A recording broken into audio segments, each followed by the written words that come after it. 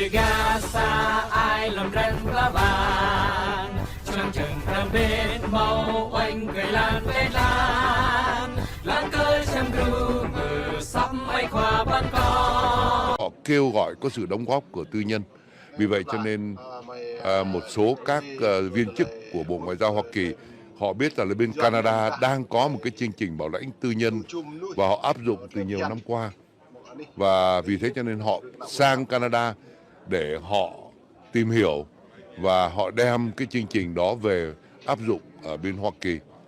Thì thưa anh, sau khi áp dụng thì họ đưa ra một cái chương trình, họ đề nghị một cái chương trình thử nghiệm là sẽ áp dụng thay vì chỉ có Afghanistan hay là Ukraine mà sẽ áp dụng cho tất cả những người tị nạn ở trên thế giới.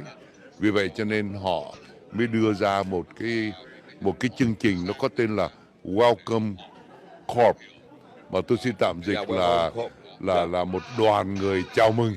Corp là corporation đó, welcome là chào mừng. Thì cái chương trình Welcome Corp này sẽ điều hành những cái thủ tục và để mời gọi những người Hoa Kỳ, công dân Hoa Kỳ. Công dân Hoa Kỳ có thể là anh với tôi, là mình là người Mỹ gốc Việt, hay là người Mỹ gốc Âu Châu. Không, nói chung là miễn sao người định cư hợp pháp ở tại Mỹ, hay là quốc tịch Mỹ. Đúng vậy, hoặc là hợp pháp như anh nói là có thẻ xanh. Họ thẻ xanh cũng được hả? Dạ vâng ạ. Họ hy vọng là sẽ tuyển mộ được 10.000 người tình nguyện để bảo lãnh 5.000 người tị nạn trong cái tài khóa 2023 này. Tức là 10.000 người Mỹ. Dạ. 10.000 người Mỹ tình nguyện. Dạ vâng. Lãnh được khoảng 5.000 người tị nạn. Dạ vâng. Trong cái tài khóa 2023 này. Tức là nó cũng có thời hạn. Dạ vâng. Trong tài khóa năm nay có thể sang năm nhiều hơn hay ít hơn hay không, còn nữa mình không biết được. Cái này tự nhiên em nảy ra một cái câu hỏi như thế này. Thí dụ như vợ em đi. Vâng. Vợ em họ nói là người Mỹ đúng không? Dạ. Thì hay là mình có giấy tờ định cư hợp pháp ở Mỹ đi, đại khái là về thẻ xanh đi. Ví dụ như bây giờ em có một số anh em bạn bè. Vâng. Hay là một số người tị nạn ở bên Thái đi, mình nói cụ thể vậy đi. Thì bên Thái rồi cũng có nhiều anh em đấu tranh hay là báo chí hay là này kia, họ cũng còn bên đó. Dạ.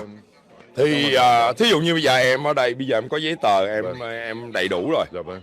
Em đứng ra thì em muốn lãnh một cái người đó. Dạ vâng.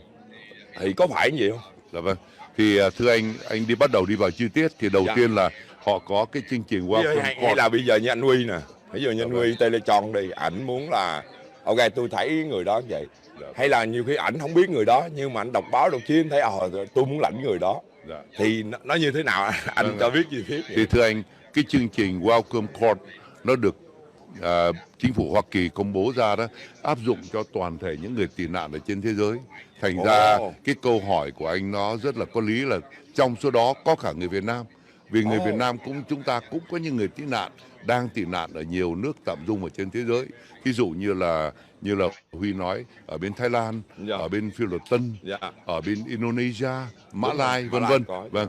Thì cái chương trình do Bộ Ngoại giao đưa ra được chia làm 2 giai đoạn.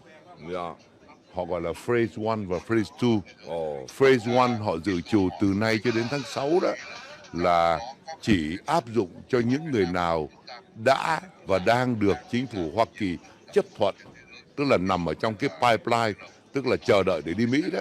Tức là giai đoạn đầu này. Giai đoạn đầu này, từ nay cho đến tháng 6 là chỉ áp dụng cho những người ở trong cái pipeline và đã được chính phủ Mỹ phỏng vấn và đậu rồi, là vâng, chấp nhận rồi. Thì trong đó có thể có người Việt Nam và có thể không có người Việt Nam, và có thể có nhiều nước ở trên thế giới.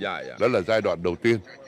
Giai đoạn thứ nhì vào khoảng tháng 6 đó thì họ sẽ cho phép những người như anh vừa nói, tức là người bảo trợ đó, được quyền chọn lựa người mình muốn bảo lãnh.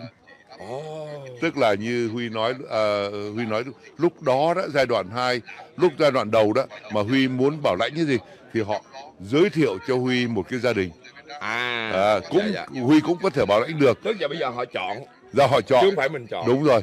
Ví dụ như Huy nói tôi muốn bảo lãnh gia đình 4 người, hay là anh Huy bảo Teletron muốn bảo lãnh gia đình 5 người, thì họ sẽ đưa cho mình một gia đình, có thể là gia đình người Ukraine, người Afghan, người Việt Nam, hay là người Congo Congo chụp đến Miến Điện chẳng hạn. Dạ. Đấy. Giai đoạn 2 thì họ như tôi nói là anh có thể chọn lựa người anh muốn bảo trợ. Như vậy thì giai đoạn thứ 2 Huy có thể giới thiệu họ là vâng, chúng tôi muốn bảo trợ gia đình này hay là gia đình kia. Thế đấy là hai cái giai đoạn mà tôi muốn trả lời câu hỏi của anh. Dạ. Thưa quý vị, khi mà anh Nam Lộc mà nói đến đây đó, tự nhiên Huy nảy ra ý tưởng bây giờ sẵn có anh CEO của Teletron ở đây. Bây giờ mình làm ở trong cộng đồng đúng không? Thì cái này không, cái này mình nói thật tình vậy. Họ xưa cũng vậy, cộng đồng Việt Nam mình qua cũng có những người đi trước, họ hỗ trợ mình. Thì bây giờ mình ở đây mình cũng cộng đồng mình là cũng bắt đầu phát triển rồi. Thì bây giờ thí dụ như là bây giờ thí dụ như anh Huy đi, em làm chương trình đó hay là em nhận một cái người đó, nhưng mà thí dụ như em có thể em rủ anh Huy làm được không? Không em nói ở đây thí dụ như mình có thể mình chọn một vài người nào đó, đôi lúc là có thiện nguyện viên. Nhưng mà khoan em đang nhớ đến này, hình như em có đọc á là mình phải có bao nhiêu cái tiền đó đúng không anh? Nó giống cái chương trình của Canada gì đó. Thì anh cho phép tôi được nói như vậy thì cái người được bảo lãnh cũng phải có một cái điều kiện và trách nhiệm, và người tị nạn cũng phải hợp mà phải hội đủ một số điều kiện và trách nhiệm nào, đúng không? Thì bây giờ chúng ta nói với những người đang muốn mà được là người bảo lãnh đi, đúng không ạ? Bây giờ mình nói cái người bên mình trước đi. Bên mình, vâng. Thì cũng tương tự như tôi nói lúc nãy là Bộ Ngoại giao họ sang Canada, họ học cái chương trình bảo trợ tư nhân, tìm hiểu chương trình đó. Vì thế cho nên là áp dụng y hệt như Canada. Tức là cái chương trình nó có hai group. Đầu tiên là group of five, tức là một nhóm 5 người. Vâng, 5 người. Và chương trình thứ hai là SAH ở bên Canada họ gọi là SAH, ở bên đây thì họ gọi là PSA. Bên Canada SAH tức là Sponsor Agreement Holder nhé. Còn ở bên đây họ là PSO tức là Private Sponsorship Organization. Nhưng mà chuyện nó không phải dính tới mình. Bây giờ mình chuyện cá nhân. Thì bây giờ chứ anh Huy muốn bảo lãnh, anh Huy cần phải có một group of five, tức là 4 người nữa cộng anh Huy là 5 người. Lại bây giờ em kêu bạn bè bên này 4 người. Bạn bè, gia đình của anh, bà con anh, hay là em với anh Huy cũng được.